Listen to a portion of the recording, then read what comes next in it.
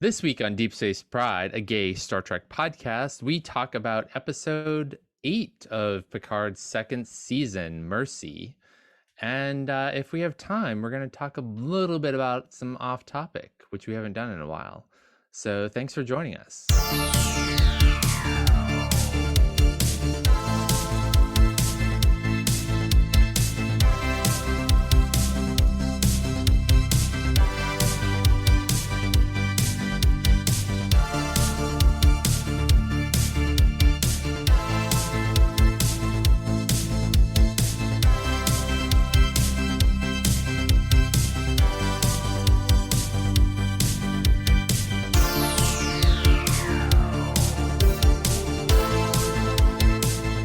Hey, Johnson. Hey, Mike. How are you? I am. Let me ask the question first. How are you doing? Are we going to re-edit this? What are we doing? No. Our listeners are going to hear all of that banter. How are you doing? I am doing all right today. Yes. Yes. Less rage. Less rage, less chaos. Yes. Yes. That's good. Violence is never the answer, Mike. Unless it is. That's what unless I say. You're Admiral Janeway. Unless it is the answer. And I also say that sometimes violence needs no reason. Yes, Admiral Janeway, we salute you. Today was much better, thankfully. Yesterday was a bit of a shit show. So yeah. Yeah. I am happy to report that today is moderately better than yesterday. Good. That's so positive. Look at you.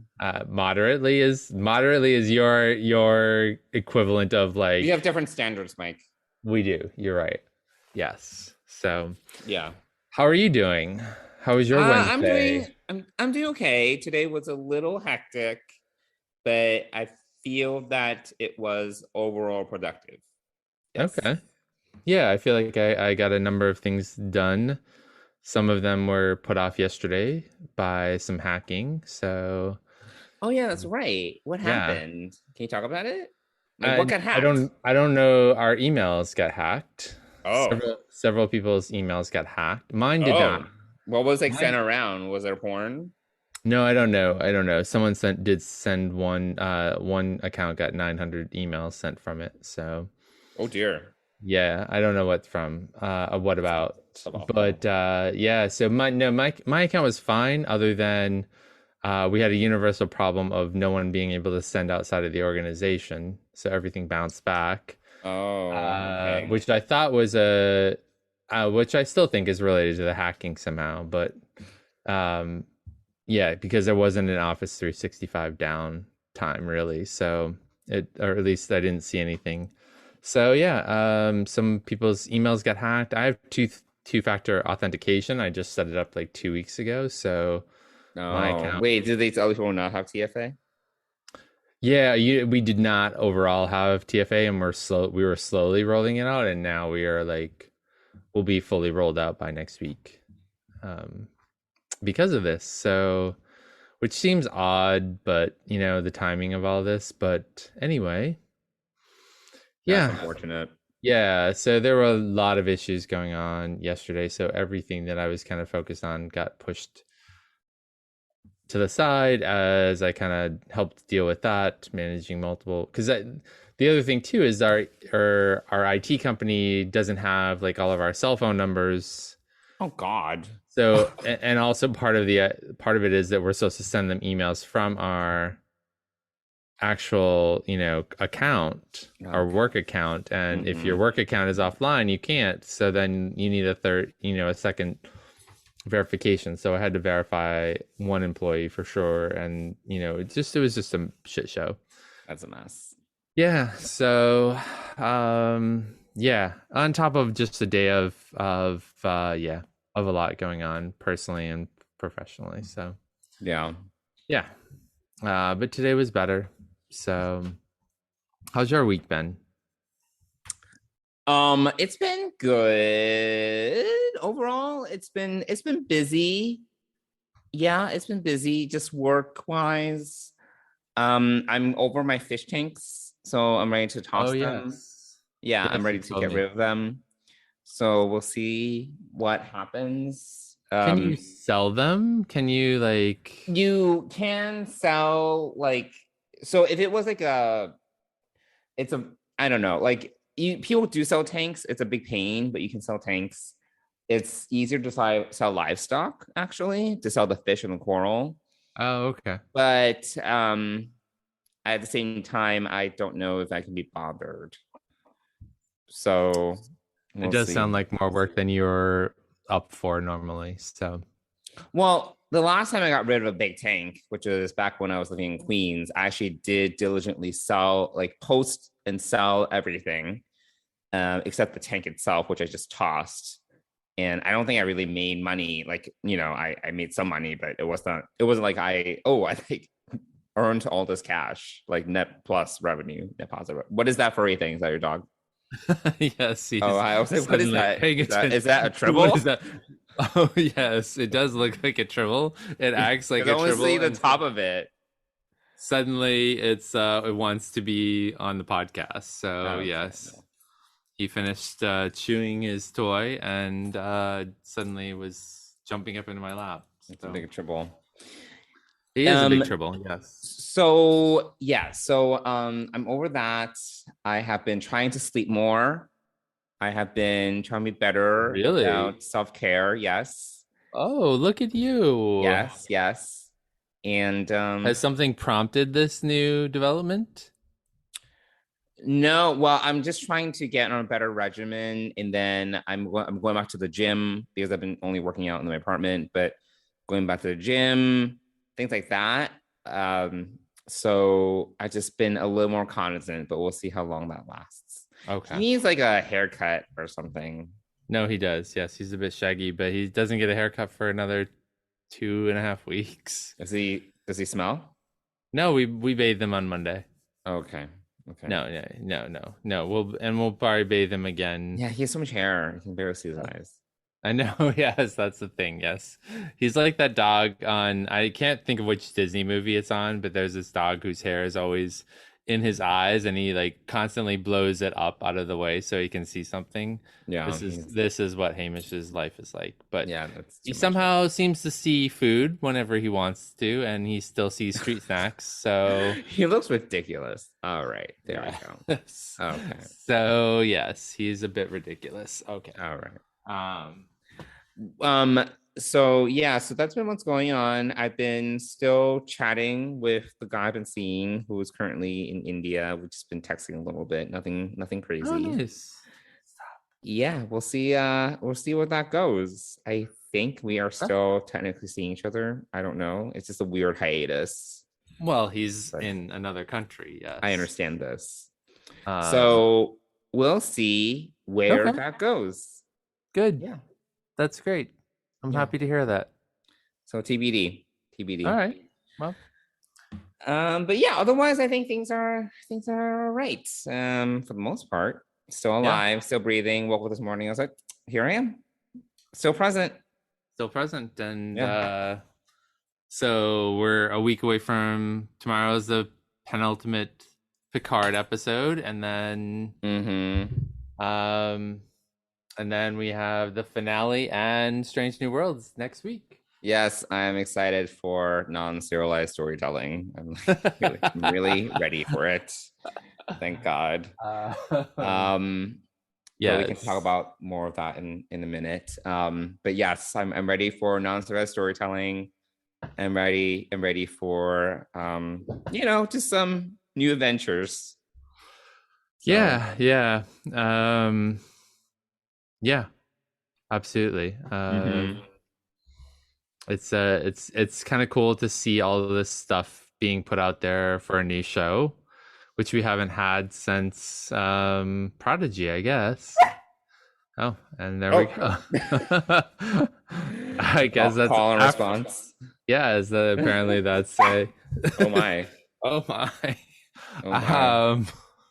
We're in this phase. I forgot. We haven't recorded this early in a while. Yeah, we've been recording at like 9:30 or 10. Yeah, and we're doing it like at 6:45, 7 o'clock, and This is usually when someone kind of comes alive in the Oh, evening. I see. Got it. So I had forgotten this because we haven't recorded live at this time, He and needs a muzzle. usually I'm like cooking dinner or whatever at this time. So Mm-hmm. yes, so someone is demanding attention, which is, he's got this playful burst of energy. But anyway, but yeah, so it's kind of cool. I don't know. Yeah, I'm enjoying all the like little things that they did. I'm trying to remember what show had this sort of like imagery and stuff released for it. It wasn't Prodigy. I want to say maybe it was Picard, I Prodigy guess. had a decent amount, but not this much. I think Picard probably had a little bit Had more. a lot more, yeah. So it Yeah. feels like a long time since we've seen this kind of blitz of PR. Yeah. So yeah, it's kind of cool. They're doing all these another set of. I mean, I just saw a Picard. I just saw a Pike, little 1 minute Featurette. video. Yeah, featurette. Thank you. Mm-hmm. Yeah, so that's exciting. I mean, Anson Mount is just great. I'm so psyched for this. Yeah.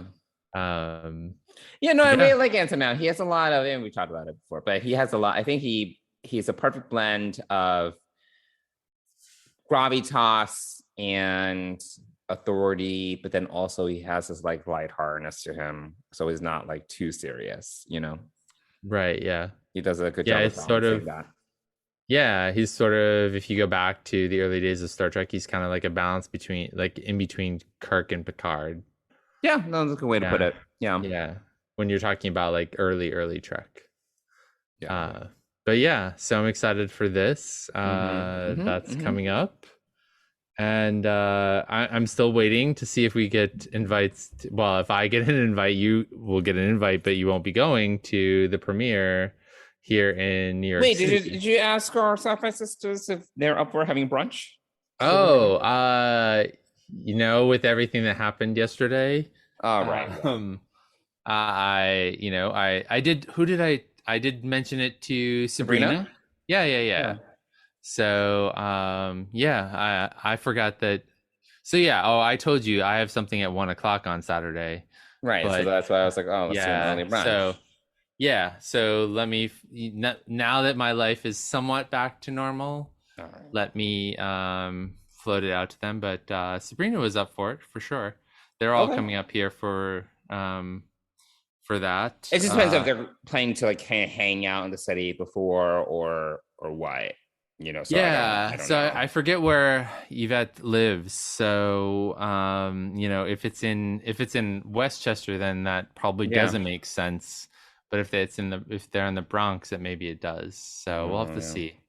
But yeah, I would Well, love to. we won't know until one of us asks. So Yes, I there we go. will do so after this recording. I will send a Yes. message to them Yes, and but no, I most likely I don't know what time the premiere is, the red carpet is, but I most likely can't make it because friend's 40th birthday. That's like I yeah, don't know. yeah. Well, would you miss a friend's 40th birthday? I don't know. That just feels weird, As a Yeah, close yeah, friend, sure. it's not like Oh, okay. third tier, because I have third tier friends. Yes. This is tier one. You know what I Oh mean? yeah, yeah. Then no. So I mean, sadly, right now I'm missing a friend's 50th birthday in Miami. I was like, you're Um, missing it because of this recording. I was like, no, not worth it. no, because Okay, of because it's a all. destination birthday. Correct. Yes, it's in Then Miami, that's and different. Yeah. yeah, that was I really did want to go and had funds and life been a little bit differently, I probably would have. But we just came back from Chicago.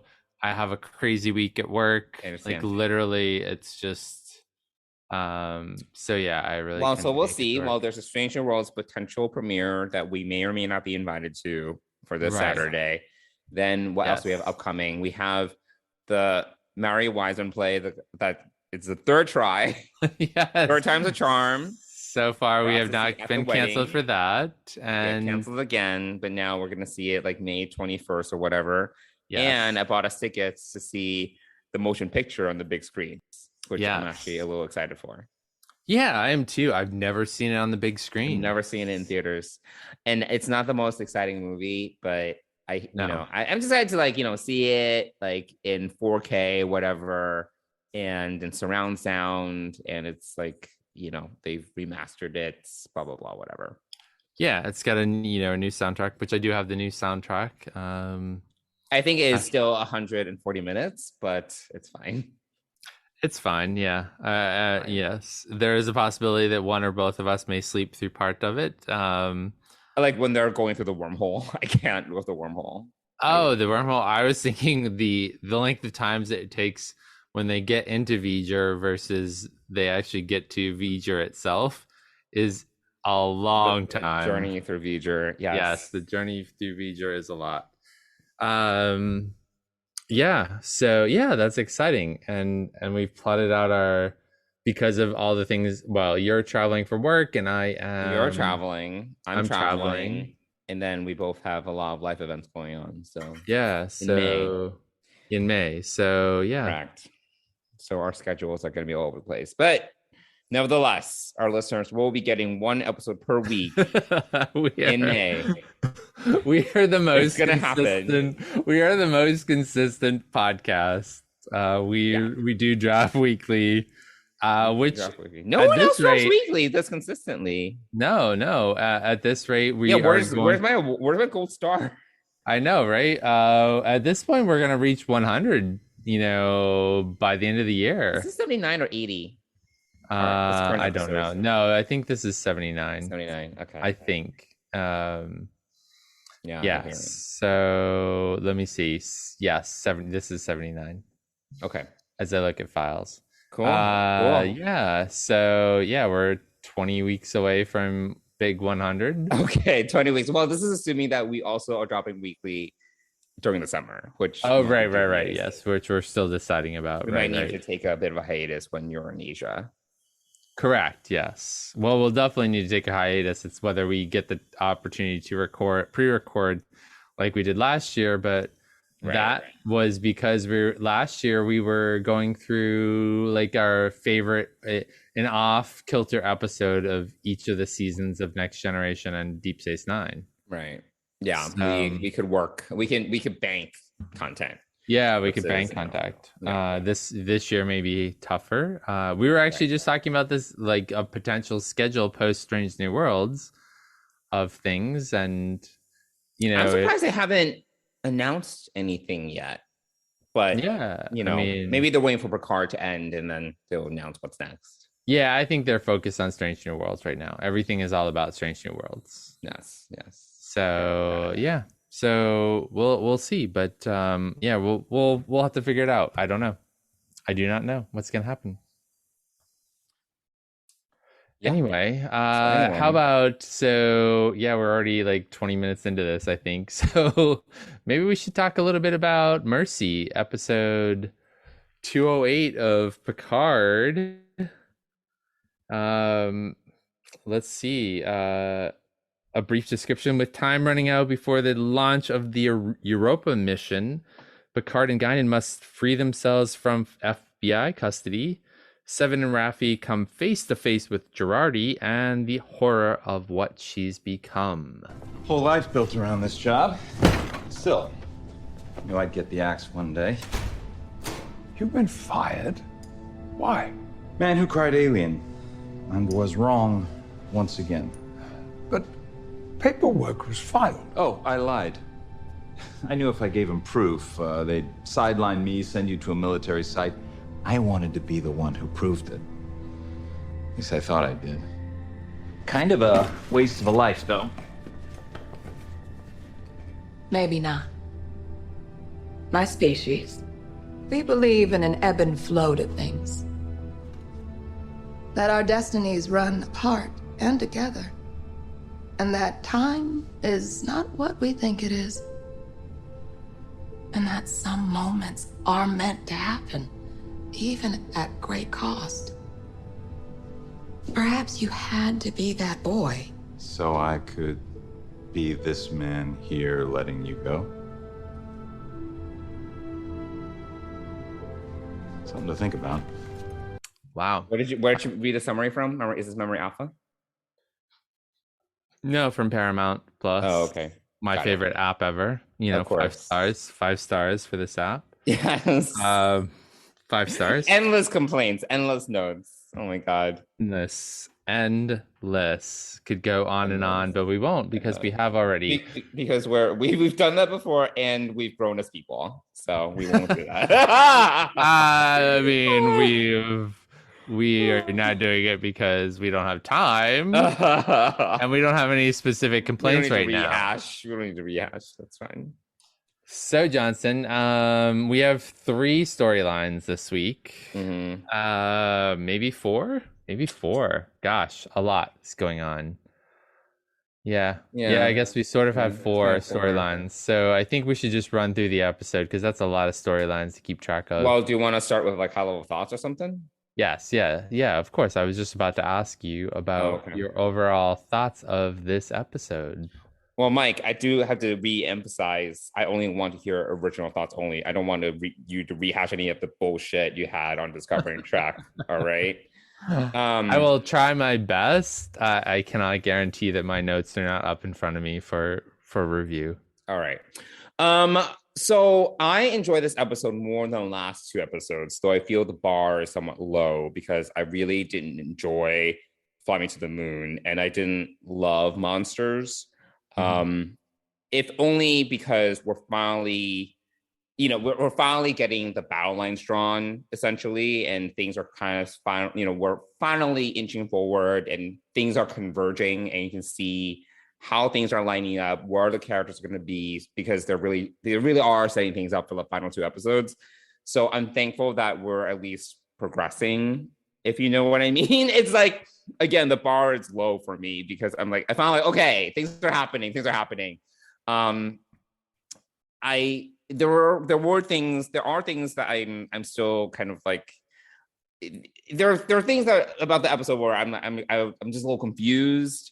The Q thing, we got a little bit, but it's still super murky. And I'm kind of like, at this point, honestly, I wish we would have more clarity like 3 episodes ago, but here we are. We got a little bit more in terms of what Q wants, but it's still all like, it's all, we're guessing because he's still being very cryptic. And I'm like, all right, like, it's like the serialized Star Trek syndrome, it's like nothing's gonna reveal until like episode 9. And then we have 5 seconds to like wrap things up. My overall thought is that I'm just concerned that we're not going to get everything wrapped up in a way that is satisfactory. That's really my main concern for this season, based upon where we are right now. That's my overall gist. Yeah, there are a lot of strings that are still. So we've got the strings that have been there forever, like the Q string. And then we have all these new strings that include Corey and this group of commandos and Sung and, Teresa. I can't say properly, so I'm just going to say Teresa. Okay. And her son, Ricardo. So I think that there's a lot. Yeah, there is a lot. Yeah, I feel like from a storytelling point of view, we are going to see a lot of things. We aren't going to see a lot of things that happen, quote unquote, off screen. And we're going to have to like fill in the blanks. Yeah, there are a few of those things already, which we can talk about. Like, it's just like we can be spending, instead of chasing Chris throughout the streets of LA for like 2 episodes and the gala for the heist, which wasn't even that compelling. The heist not a heist? It could have been just tightened up, and then we could have spent more time. Like even like there were definitely things in this episode which we'll talk about where it's like things jump, and I'm like, okay, I think this is what happened if I had to make a guess, but it's still. But why do I need to? Why I'm not seeing things happening versus I'm guessing this happened? Right. And I was talking to a coworker, one coworker that is a big Star Trek fan, and he immediately he's on the West Coast, but literally he like he Zoom chats me at like 1 a.m. like last Thursday, and he's like complaining about the episode because he's hating this season. Like he's very critical. He's more critical than I am, I think. Is that and he's like, possible? Is that possible? He said, I'm slightly more interested in the last 2 episodes only to see how this train wreck unfolds. Will it be infuriating, dumb, or boring? And I said, well, to be honest, it could be all 3. So I don't know. It's possible. He's not a fan of Picard at all. Okay. Well, he's kind of like hate watching it.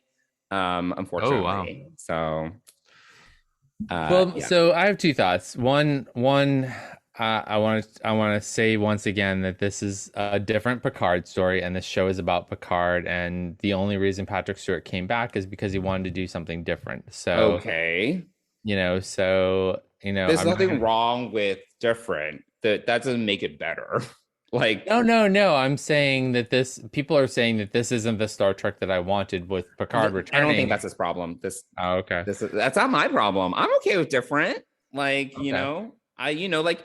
Different's good. Like we both really like Prodigy, and we both really like Lower Decks, for example. Yeah. Those are so different and such deviations from what we're used to, but we like them because they're clever or they're tightly written, or you know what I mean? Like even in season 1 of Prodigy, I thought was really strong. We both really liked it. By the end, we were like, wow, all came together. They did a great job. There's like character growth. Everyone got a chance to shine. You know what I mean? Like. Mm-hmm. And that Prodigy is not your standard Star Trek at all.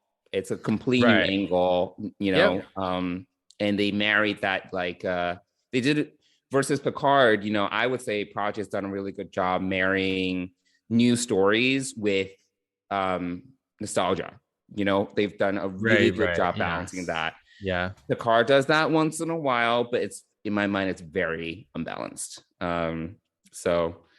Yeah, I mean, Lower Decks had so many fans, and maybe at first people were like skeptical, but then I think people after they saw it, they were like, "This is actually great," So yeah, I mean, this is out of the last couple, I would say this is my favorite, and I think it's partly because Kristen Beyer was co-writing this, and she's just amazing. She's this to me felt like a really well written chapter, and it reminded me of this idea that what we're watching here is more of a book than like this is another chapter in the book, and that we've had 8 chapters so far, and now tomorrow we'll have the 9th chapter of this act 2 or book 2 or whatever you want to call it.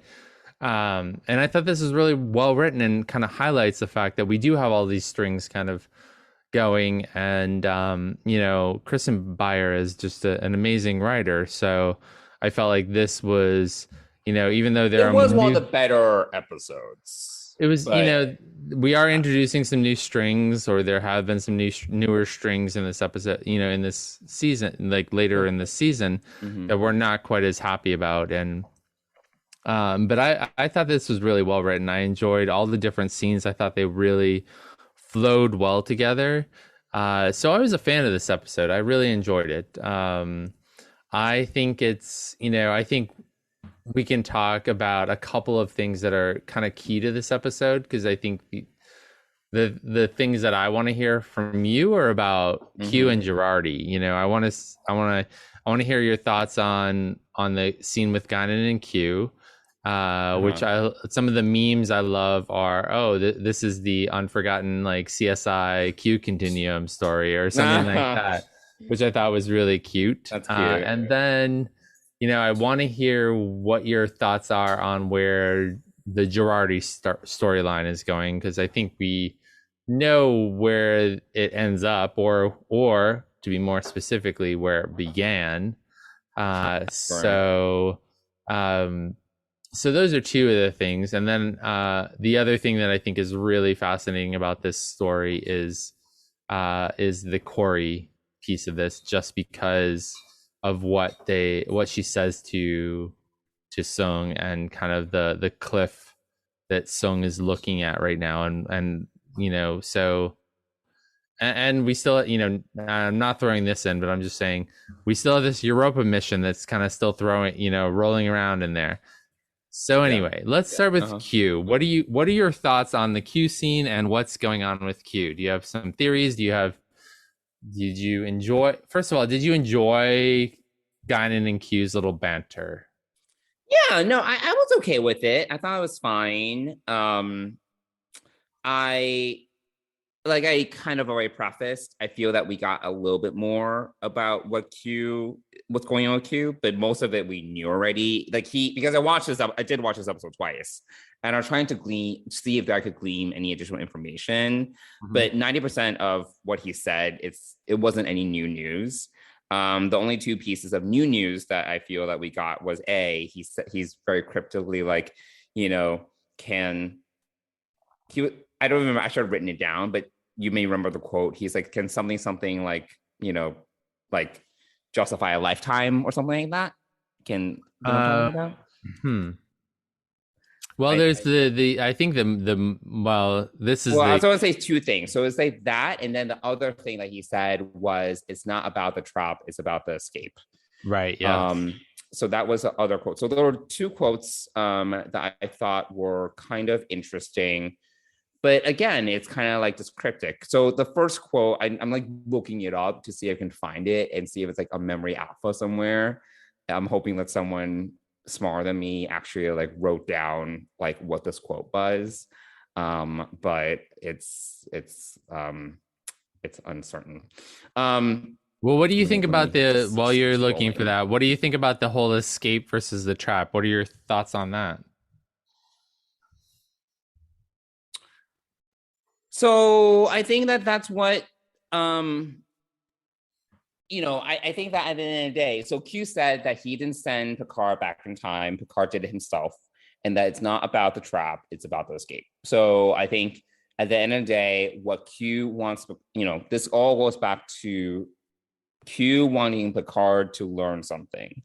So it's not about the destination. It's basically saying it's not about the destination or where you are. It's about the journey. That's what he's saying, right? Okay, that's what you think he's saying. Okay, yeah. Yes. So that's what I think he's saying. And at the end of the day, he's saying that it's Picard's actions that are going to allow him to escape. That's going to teach him whatever. Maybe it's about, we can see it two ways, right? Maybe it's about escaping the 21st century. Or it's about maybe escaping his past, like escaping because Q obviously knows that, he has these, this trauma, these burdens, whatever, right? So I think there is a duality here. But to me, that still doesn't really answer the larger question of why this, why Q went to all these lengths to, to get all this set up and, to mess up the timeline. And he's obviously, he's making an effort. Like, he needs to sit through like therapy sessions with Renee. Like he needs to like hack Adam Soon's like computer. He needs to like screw with Corey. Like it's a lot of effort. I mean, like he's smart, but I'm like, that's a lot of effort. And then he like delivered a package right when like, he knew that Corey was like, like using the VR headset. I mean, a lot of things were like, whatever. But it's just like a lot of effort. It's a lot of effort. And then, especially given that he doesn't have his powers, right? Like there's a lot of like manualness to set all this up. So I'm like, this is a lot of effort. So that's one of my questions. Like, I think that what's really unclear here is what is his powers and what isn't, because I think that actually is the delivery of the gift, as well as the ability to be both the psychologist, the being in the VR headset, being able to go appear to Sung, and what was the other thing he did? Did one other thing, like all of this. So one of the things that and I think, if you don't know, LA is pretty spread out. Like shit is not close to each other. I'm well aware. I'm well aware. Right, you are. Yes. Complain about LA and how terrible it is. Yes. I know you know this, but maybe our listeners don't. LA is really spread out. So him doing all this stuff seems like he's not snapping his fingers. He can't snap his fingers. Right. He's taking Ubers everywhere. Yes, he's taking Ubers everywhere. But this is ridiculous. Like, the amount of yes, I just don't get what powers he has and what powers he doesn't have right now, and so I think that's confusing in and of itself. It is a little confusing because I mean, but in my mind, it's like maybe he's just like really smart and he can like, hack things and like, he could be just he's not omniscient, but he's lived a long time and he can again, that's a lot of speculation and a lot of work. No, it's a lot of speculation and a lot of work on our part as the right. viewers to figure this all out. And I feel it's stuff that we shouldn't have to guess, like we shouldn't have, like it could be something that we can see very clearly. I finally found the quote, by the way. He said, Q, so it says on Memory Alpha, Q conceives that he now has a lifetime because Guinan's like, you're dying. So he conceives that he now has a lifetime and he's wondering if a single act can change a lifetime. And I was like, that's interesting. So, I'm assuming when he says, because he's wondering, right, can a single act change a lifetime? I'm assuming he's talking about his own lifetime, like, because he's saying he literally right before prefaces it with, I now have a lifetime. And he's saying, can a single act change a lifetime? And I'm like, so the single act, he wants to redeem, save something, Picard. Is that what he's talking about? And he's wondering if that can redeem, through that he can redeem himself. But I'm like, that's a lot of, I don't understand. Like, I know that he's had a fixation with Jean-Luc, but that's a lot to hinge on what single, I don't know, it's still very murky to me, like what his intentions are, because at the beginning, if you recall, at the beginning of the season, we thought that maybe he wanted, he wants Picard to save him, but it's no longer clear to me. I don't know what you think. It's no longer clear to me if that's the intention, or if he just wants to like redeem himself somehow by, saving Picard, quote unquote, save Picard. I don't know anymore. So here's my theory on this. I think that he's dying and that they have given him a human lifetime at this point. Like, he is human. I actually think that Continuum has. I think this is some sort of punishment or something, but he is dying because he is now human. Okay. So I think that's that piece of it. So the other quote about it's about the escape, not the trap. So Q is focused on the escape. Picard is focused on the trap and trying to figure that all out. Q is focused on the escape. Can you elaborate? Sure. I mean, Q says, the quote is, it's about the escape, not the trap.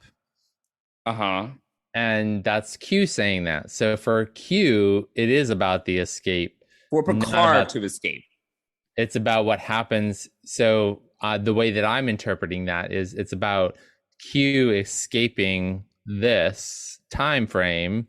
Oh, but right before he says that Picard, that the problem is like, well, again, maybe I need to rewatch the episode, but because Guinan was like, oh, you sent Picard into the past, and then he's like, oh, and sorry. No, he said, I did not send him into the past. Let me finish. All right. Well, you didn't let me finish. Hold on. Like, all this is fine. The whole you thing. Finish first, and then I will. Yes, I will. So I actually think that he's human. I think the escape is that Q needs Jean-Luc to take him back to the future.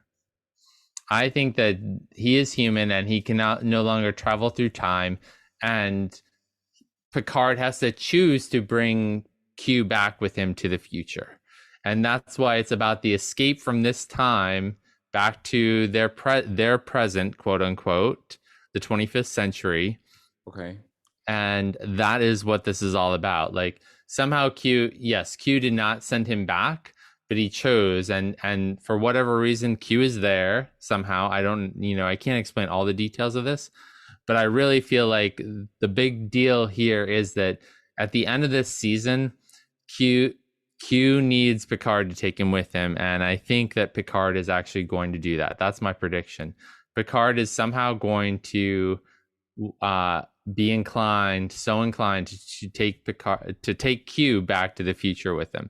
And to tie into that, I think this is my theory, is that because for some reason, and this breaks canon, but it makes sense logistically, right? This makes sense logistically to me anyway, to anyone who's logical, is that the fact is you cannot bring more people back in time than you brought back in time, if that makes sense. Say that one more time. So they brought 6 of them back, 7. The number doesn't matter. Whatever it is, 7 people back in time. So they've 7 of them journeyed back in time. They can't bring more than 7 back to the future. Why? Where are you getting this from? This is what logically makes sense to me in the scheme of time travel, of things like that. So, but they've done that before. I'm saying, listen to what I'm saying. Hold on. I know you said it breaks canon, but I just it breaks canon. But I'm saying there's some sort of balance that, because the universe likes balance, the balance is important.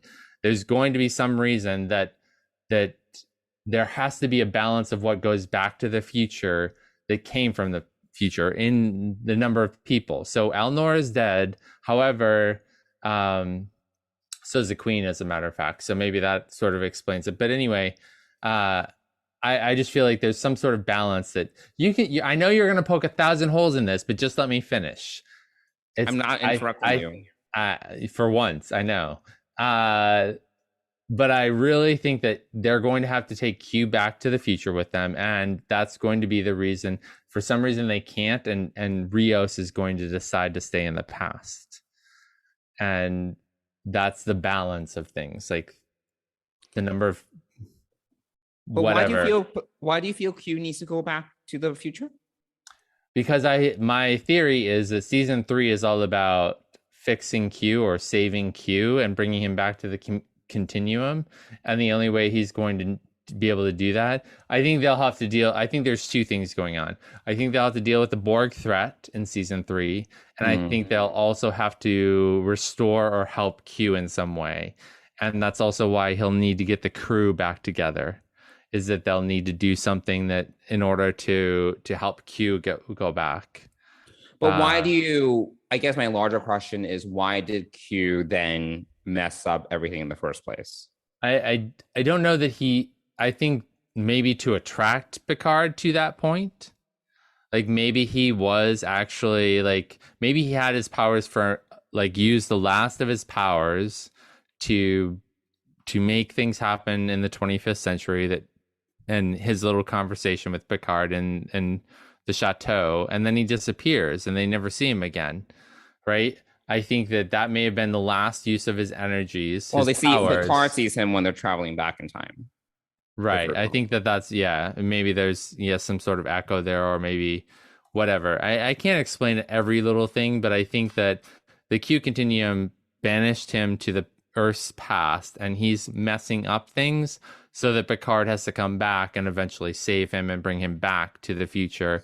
And then he's causing all of these issues because he knows that Picard has to deal with things, but also because he needs Picard to come to some sort of understanding that maybe there's some similarity, maybe there's some commonality for Q to make between, him and Picard that will allow him to have empathy for Q and bring him back and help him in the next season. I think the issue I have with this is that, the weird thing is we've seen this before. When I don't remember the name of the episode, but when Q lost his powers and he was sure, yeah.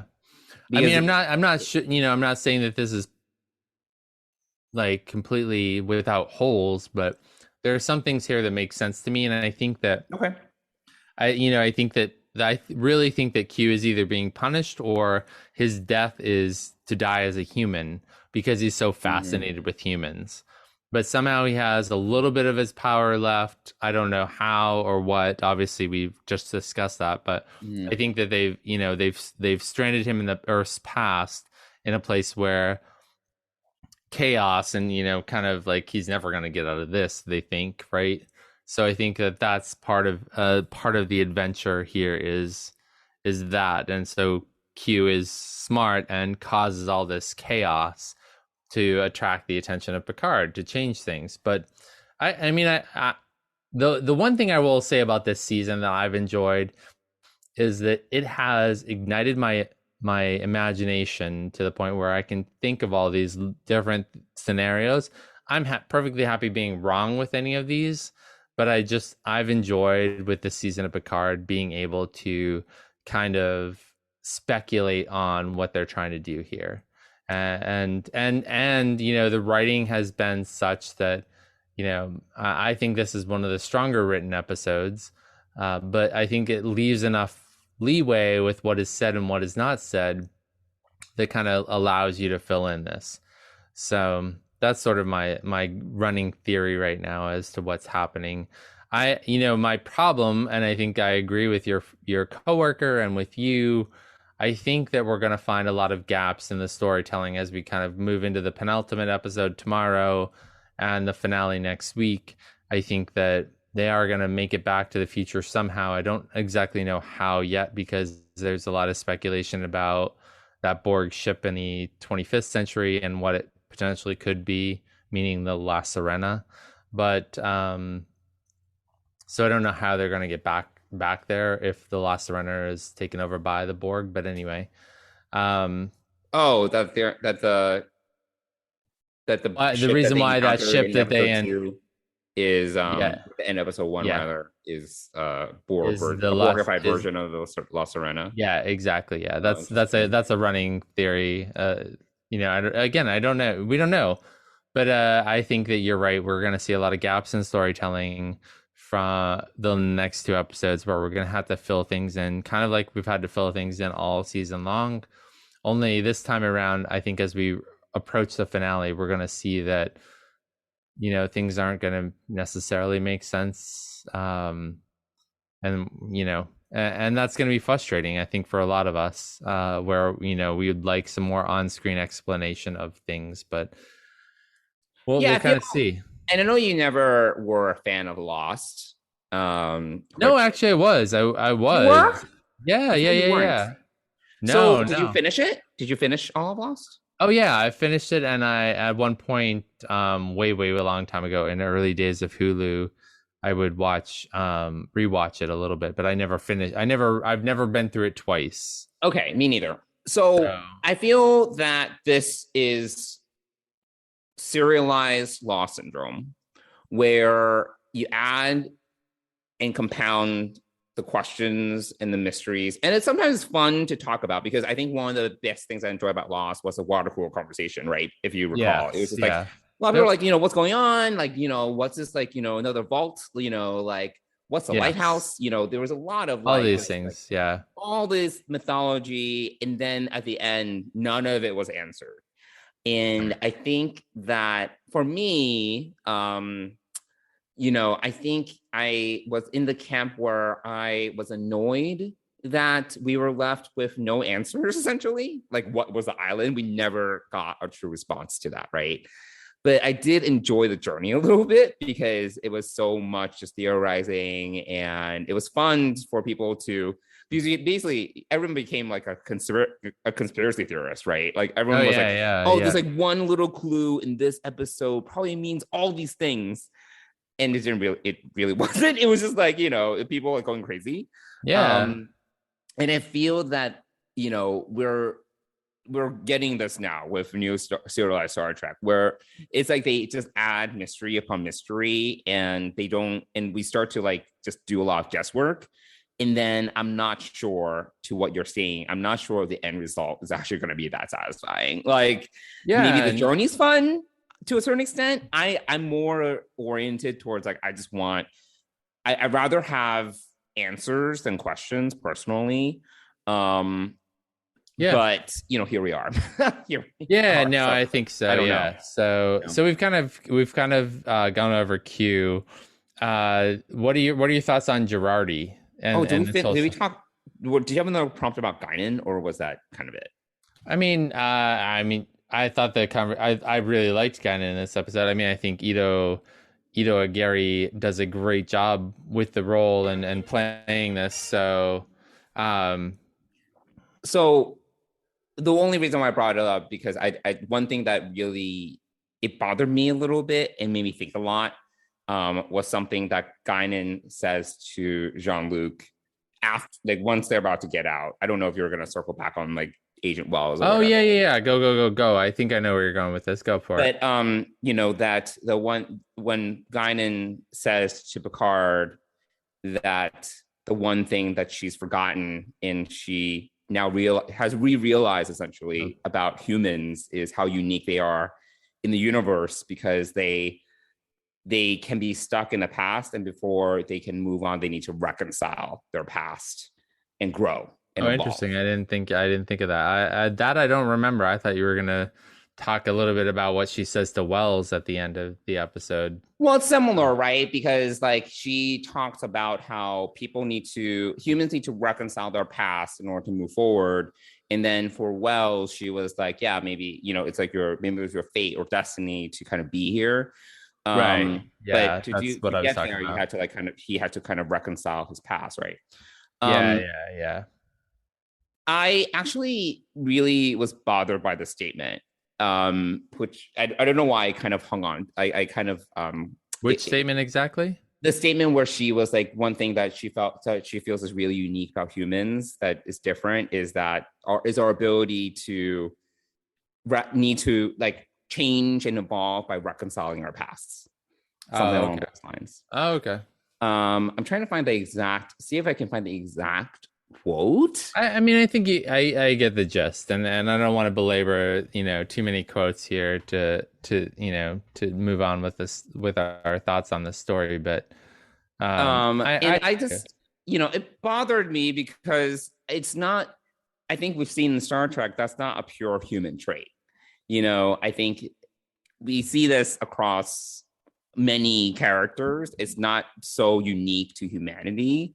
And sometimes I feel that in the effort to kind of, and this is my statement, like, then I don't think everyone can agree with me, but sometimes I think in an effort to paint a really bright, hopeful future for humanity, Star Trek puts humanity on a pedestal, in terms of our unique place in the universe. And this actually brought me back really randomly to Star Trek 6 at Undiscovered Country. If you remember, it's at that dinner scene, and they're the awkward dinner, and yes, of course, I think it was Bones said something like, he's talking about like inalienable rights or whatever, and then Azabor is like, inalienable rights. If you can only hear yourself, human rights. The Federation is nothing. This is from memory. The Federation is nothing but a Homo sapiens only club. And sometimes I feel that is actually that's just not about the Federation, but I think sometimes it is very Star Trek. It's very human centric in the way that it sees the universe. And one thing, but that's also sci-fi in general, though. Like that's the whole perspective of sci-fi is to learn something about humanity through looking through the eyes of others.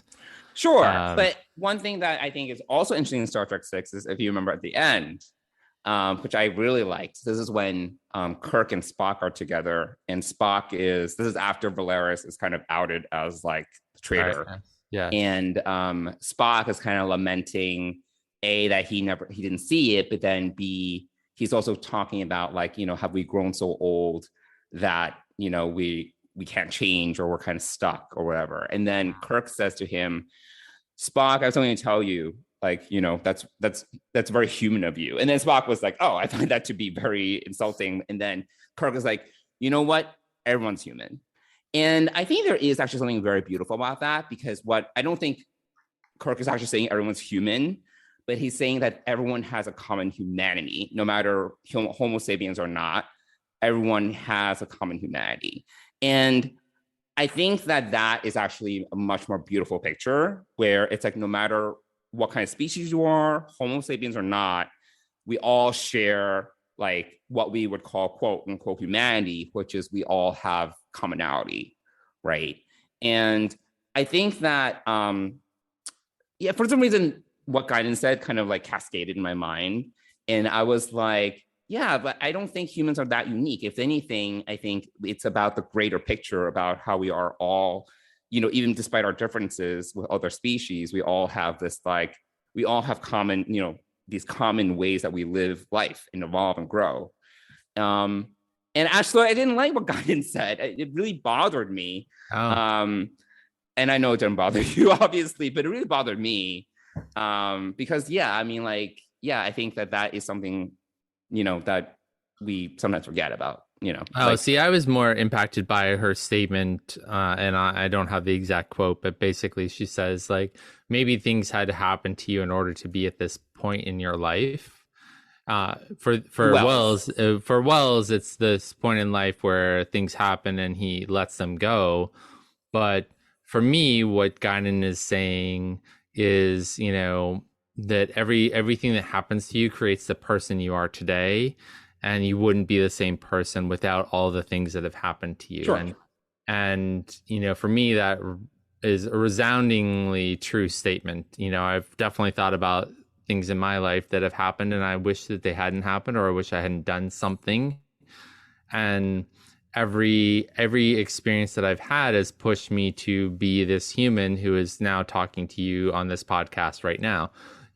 Otherwise that, all those little things might not have happened. So, I think that was the more powerful statement for me that she said, which was, just that, everything that happens to you and makes you who you are today. So that's what I really enjoyed about that. Sure. I do wonder, because it was kind of, I didn't quite know, because Wells kind of just like let them go, but it wasn't clear to me if he was going to help them further. Or because Jean-Luc was like, oh yeah, now I realize I need your help. And then literally the only thing is he opens the door. He's like, because you guys got to go. And I'm like, wait, is he going to do anything else? That was a little bit unclear to me. Yeah, no, I think, or is that it? I think that's definitely it. I think that for Wells, at that point in his life, I don't think that there's anything else he can do. Like, he's at the beginning of that transformational journey where he realizes that everything that happened to him brought him to this point, and now he looks at life differently moving forward. Whereas he looked before at the experience with the Vulcans and how that affected him negatively, and how he's always had that in his mind negatively. And for, all that's happened in this interrogation and through what Picard has told him and what Guinan says to him is the kind of beginning of the next phase of his life. But I don't think unless he's going to somehow show up at Europa mission or whatever. Maybe, or we see that they're going to like lay siege to the Confederate. Well, yeah, I don't think he's gonna somehow get to France. I think in Picard, I don't know. Sometimes there are I don't think that's possible, but I do think that what's possible is that he could somehow save them from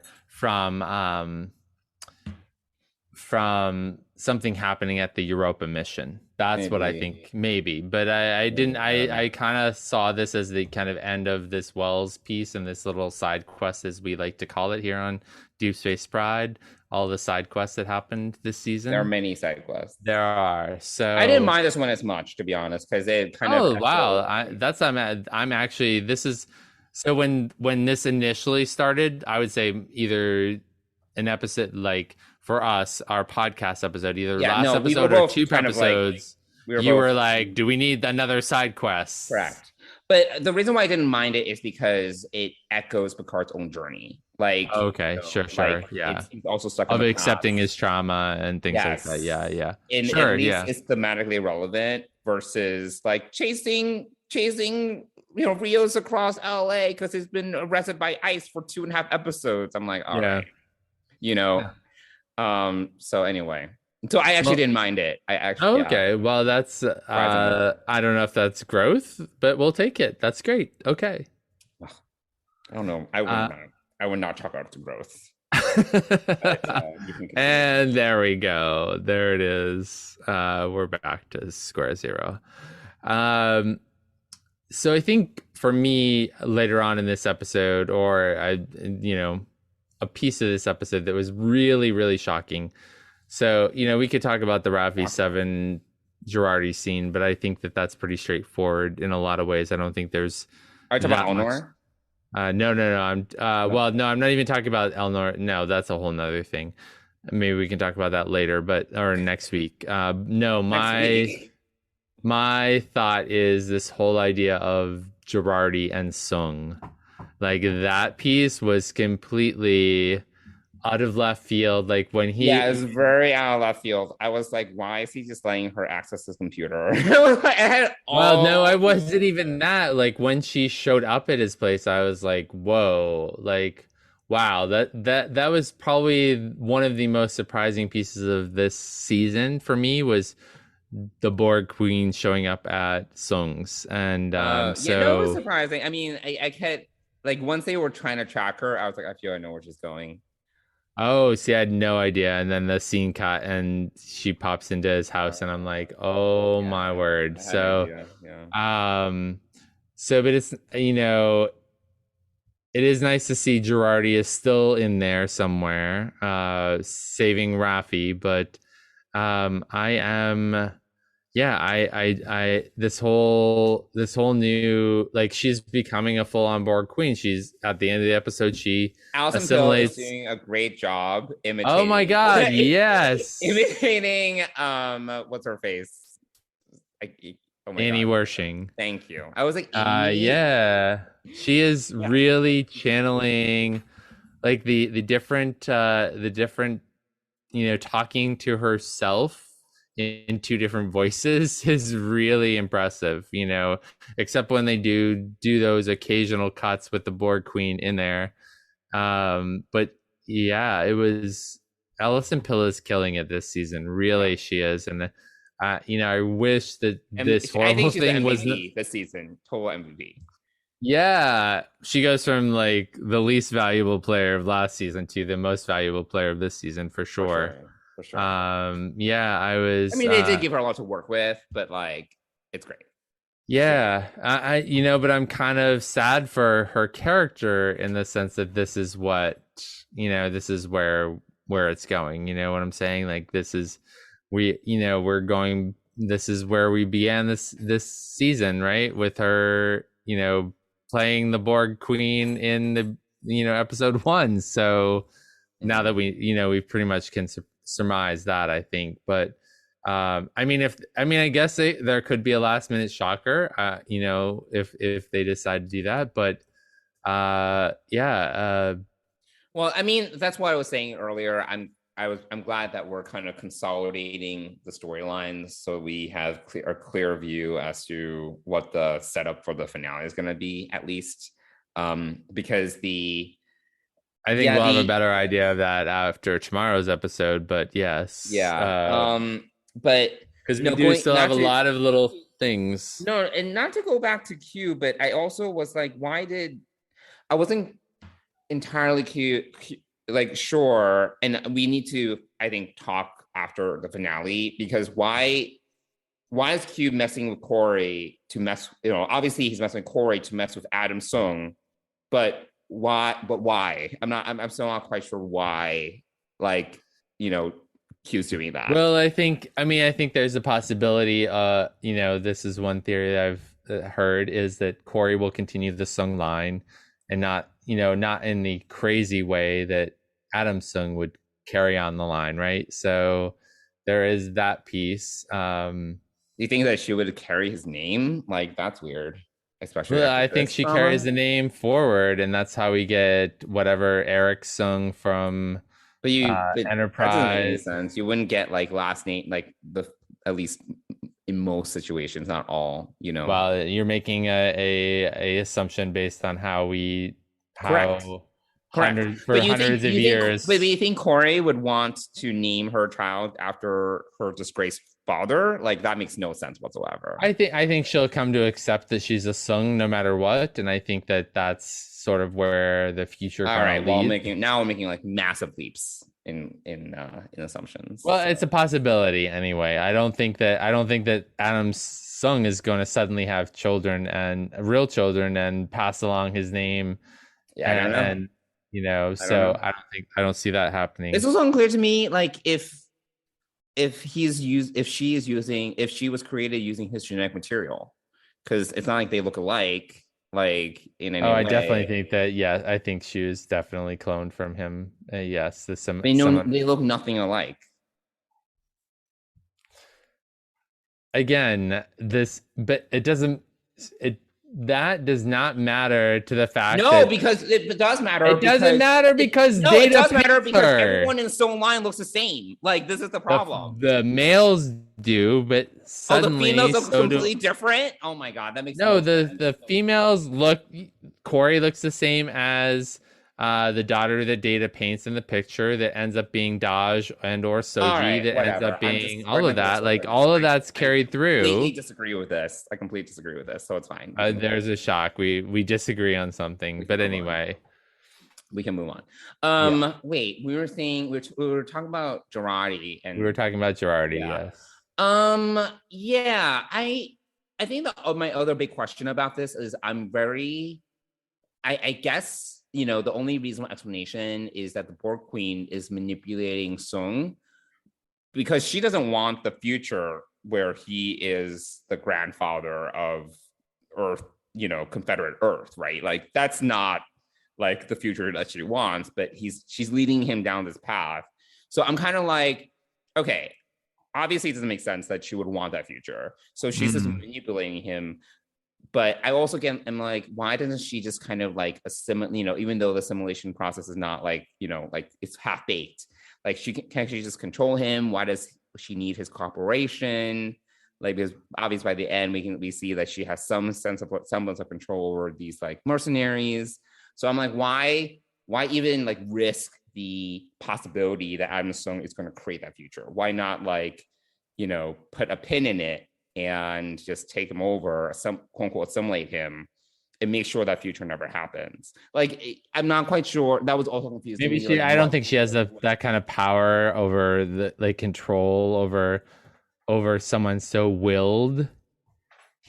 Adam Sung, no matter how he's driven, he's got drive, he's got ambition, he's got all these things. And I think that what we're gonna find is these soldiers, which I think are the soldiers that Sung worked on, quote unquote, don't have that sort of thing and are very easily. The mercenaries at the general. Yeah, the mercenaries I think are from the projects that Sung has worked on.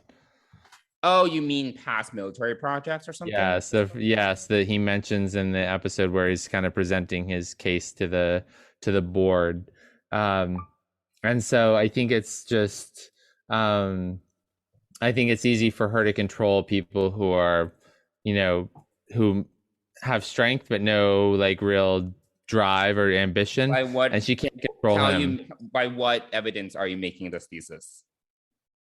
I mean, Adam Sung is a very driven, mad scientist. He is not going to let. We see that the assimilation process does not impact who the Borg are able to assimilate. Obviously, I think but she's not strong enough. She's not strong enough. She's not a full-fledged queen yet.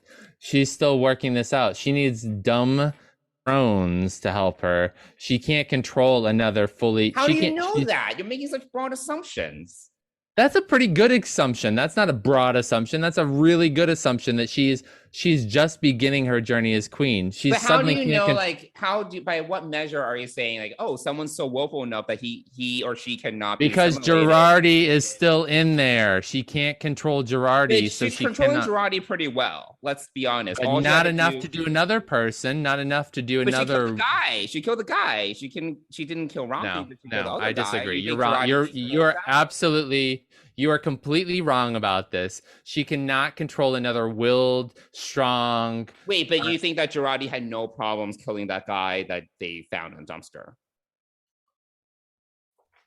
It was a nobody as far as she was concerned. But you think Girardi would be okay with that? I don't understand. You mean Girardi wasn't okay with her killing Rafi? She had some control with someone she cared about. I think it's very minimal. I don't think that she's no, but we're talking about the ability to control that the queen has. The queen is still fighting to control Girardi to some extent, as evidenced by the mercy that she shows Rafi. So there's not complete control there. There's not complete control, but I think that in that case, that's I don't know why you're dying on this hill. I honestly do not know why you are dying on this hill to think that she could inject nano probes into Adam Sung and control him the way that she could. I just thought that it was a very odd choice. Yeah, no, I don't think so. All right. You're wrong. You're absolutely wrong this time. You are so far wrong. No basis for your thesis. I do have plenty of basis. He's too willful, so like you just want to disagree. Yes, he's too strong-willed. He's too strong-willed. That's it. All right. She can't control another strong-willed individual. She can't. She's not that strong. So all right. So anything else with this episode? Wait, are we done? We barely talked about Rafi and Seven though. Like in terms of their what's to talk about? What do you want to what is there that's not obvious there that you want to like? Well, I thought that it was interesting because I didn't expect the flashback to Eleanor and the extra story that we got there in terms of why Rafi, because I think that also helps to explain why Rafi is kind of written with the trauma of Eleanor dying than anyone else. I thought that was an interesting wrinkle. And it adds a little bit to what's happening right now. What are you doing? I'm disciplining my dog. Continue, please. Okay. No, I thought that was interesting. Because I didn't expect Eleanor to be back. And apparently he's gonna be back this week. So we'll see what happens. But yeah, I thought that was an unexpected tidbit that we got. And yeah, I also thought that the whole thing where Seven they were kind of digging deeper into like what their triggers are essentially, where Seven was very triggered by Rafi telling her to kind of think like a Borg or whatever. But then Seven immediately lashes out with Rafi when it comes to how Rafi manipulates people, which I never really got. Like that was something like, that was an observation that Seven made, but that's never something that I really, I would say in the past really saw in terms of Rafi's personality, that she's a manipulator or that she needs, I don't know what you think about that, but that was something that I thought was a little bit interesting. Okay. Ask your question again. I'm sorry. My question was, I want to know what you thought when it comes to Seven's observation that Rafi is like a manipulator and that she needs to manipulate people to kind of like fit where she is. Yeah, I thought that was I was surprised that Rafi kind of accepted that and took that in and kind of processed that and then shared about Eleanor. I was really surprised by that. The other thing that I surprised that she didn't like react, because Rafi usually lashes out, right? So I was surprised that she didn't kind of lash out once. I think that my thinking about Seven and Rafi is that it's a very complex relationship, the two of them, and that they've been together or been in each other's orbit or part of their lives for over a year now, at least. And so part of that is lesbian couples are very different than straight couples, as are gay couples. But in this case, I think that this is something where she actually heard what Seven said and it stuck, and then she felt guilty about it because she realized that she was manipulating the situation.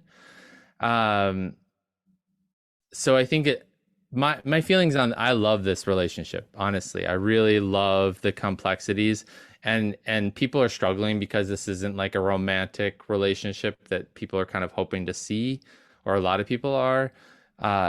This is a complex relationship between two people who both have full-time jobs essentially, and are trying to figure out how to be together, but still care very much about each other, as has been evidenced throughout this season. But the other thing too to remember for Rafi is that she is still in the throes of guilt and grief. Mm-hmm. And, because again, we're seeing, I think this season will make a lot more sense to a lot more people once you get to see it as a whole. And if you want to just sit down and rewatch it, you'll realize that this all happens over 3 days. Like this isn't happening over 10 weeks for us. And I think people forget that. I think people think, oh, last week, that was a different Raffi last week, and she's had another week to deal with the grief. No, she's had a few more hours, and she's still in the throes Sure. of grief. And so I think that her hearing this was amazing I think it's a testament to her and Seven's relationship, that she was able to hear that from Seven in such a intense situation that they're in, searching for all of this. And then to kind of associate this again with her grief of Elnor, but also sharing with someone very close to her that she cares deeply about and, has these visions of spending her life with, that she is actually the cause of Elnor's death because she manipulated him into staying in Starfleet or coming to Starfleet and not going back to his home planet and helping the sisters when they needed help. So I think that this was I love this growth with Raffi on this, and so yeah, I'm all about this. So I thought that it just shows a great complex LGBTQ relationship, which are, to some extent much more complex and not as straightforward as straight relationships. And also we're not seeing sort of the romantic side of this relationship too much, which people are kind of struggling with in a lot of ways, which is fine. It's not the same necessarily. It's not always, it's so, I think I really do. I really love their relationship in this season. I think it is really complex. Anyone who loves these characters should go and listen to the 1.5 to 90-minute audiobook that kind of tells a little bit of background between the two of them. It's acted by Michelle Hurd and Jerry Ryan, so it is it's a great great kind of piece to the puzzle for all of this. So I think that it's a great example of all of this. So I'm on board for it. I'm happy that Raffi kind of got the picture, like was able to do all that. But I think it's because it's a complex relationship and she really trusts Seven, and she catches herself and realizes that what Seven's saying to her is meaningful and she should listen. Yeah. So I really enjoyed that piece of it. So yeah. I'm all about the Seven Raffi relationship, and I think it's great to, especially we're a gay podcast, right? And I think it's great to see different types of relationships, and the Seven Raffi relationship is a different type of relationship. Yeah. No, I'm enjoying it too. I think that it definitely has a lot of depth, and I want to see more of it. That's definitely one of the more of the season. I think that they're despite the side questing, I think that getting to spend some time with the two of them as a couple, that's been good. I've been liking that too. Yeah. So we haven't even talked about Rios and Teresa. No, I was just about to transition to that briefly and just say that, like, for those of you who are straight listeners, you know, and want to see a relationship that you might understand a little bit more, you've got the Teresa Rios relationship, which I think is much more understandable when you start to look through Rios's eyes and the fact that he's. So a lot of people are struggling with the fact that this is a different Rios. Like, where's Captain Rios? Where's the mission? You know, the mission focused Rios. And I think for Rios, and if you watch the Ready Room, you kind of see that. I can't think of his name who plays Rios, but I don't remember his name. It's leaving my mind right now, but he says that it's great to play this complex character who is essentially experiencing love for the first time, or is experiencing love. And so this is a new aspect of the character Rios. And so I think it's great that, I think it's fine and understandable why he's doing the things that he's doing, like bringing her, Teresa, and Ricardo onto the ship, which a lot of people don't agree with. But this is a man who's in love and who kind of, sees this, sees something in his relationship with her. And yeah, no, I think there is something, I find I don't, I think it really helps that the two of them have good chemistry. We've talked about this before, and that even the kid, I don't remember the kid's name, but that even the three of them as a unit, like they're kind of like gelling, which I think makes it work. I did find Teresa's little soliloquy a little bit. I was like kind of confused as to what she was trying to say. I have a quick solution for that. That's like a telenovela.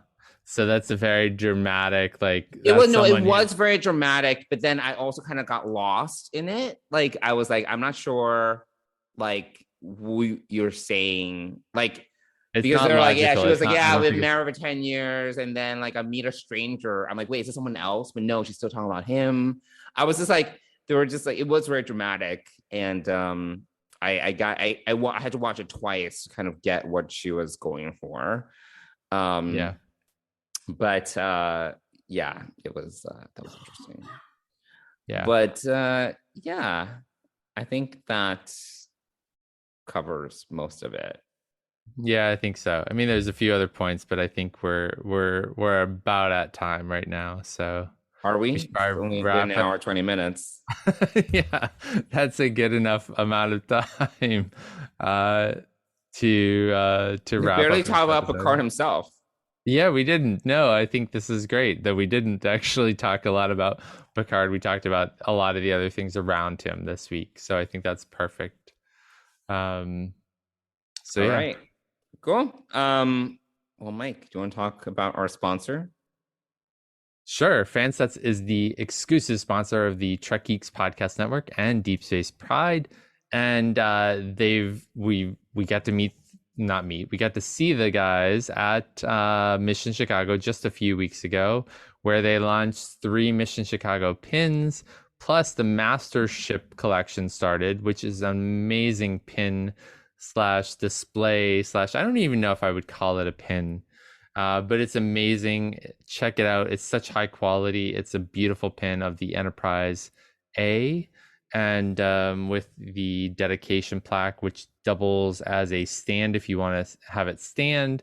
It's also fully magnetized, so you can put it somewhere where you have metal and can show it proudly. So it's a great pin. But head on over to fansets.com, put a bunch of pins into your cart, and if you use the word Trek Geeks, all one word, at checkout, you're going to get 10% off your order, and if your order is over $30, you're going to get free shipping in the US. So head on over there and check them out. There are so many pins from so many different fandoms. There are over 400 Star Trek pins alone, but definitely go, and they also release like Admiral pips. They've even put up a new I think it's a motion picture badge that they just posted that they're going to order. And if you were at Mission Chicago and saw all of those coin pins, those coins in the Strange New Worlds display, they're making all of those pins plus a 13th pin if you buy the entire set. So and they're only doing enough orders with a little bit of extra for people who pre-order those. So stay tuned to fansets.com for those. Follow them on all the socials, and you'll be up to date on what they're doing and when those go on sale. But check them out, and we want to thank Fansets for being our exclusive sponsor of Deep Space Pride and the Trek Geeks Podcast Network. It is worth noting that the old promo code that we used to mention on the podcast no longer works. So please don't use it. If you do, you will not get the 10% off. You need to use the new one, which is just Trek Geeks. It's all capital. Yeah. Yep. Same as always. All capitals. Trek, TREK, Geeks, GEEKS. Yes, cool. All caps. All right. Thanks. For 10% off your order. Awesome. Thanks, Fansets. Cool. So I think that does it for this week's episode. We'd love to hear from you, and let you know. Rather, we would love for you to let us know what you think about the things that Mike and I disagree on. We love some tiebreakers. So feel free to contact us on social media, on Twitter and Instagram at dspacepride, or at Gmail, dspacepride@gmail.com. And if you do reach out, we'll be sure to answer you or try to. Yeah. And if you like this podcast and you want to hear more of it, we would also love for you to give us a 5-star review, 5 or 4-star review, on your podcast platform of choice. And yeah, we just we love to feel your love. If you love us, if you don't, that's all right. Cool. I think that's it. That does it for this week. Yeah. Tomorrow's the penultimate episode, and we're fast approaching the finale and the premiere of Strange New Worlds. So we have a lot more Trek to talk about. And we'll eventually get to some off topic when we have. Oh yeah. Oh, that's right. Some more time, but we're already at like 90 minutes here, so we need to move on with our lives, and I have to eat dinner. So. Oh, that's right. Oh my God, it's so late. Yes. Well, that's why I eat beforehand. So. Right. Yes. All right. All right, everybody. Thanks for listening. We'll see you next week. All right. See you all soon.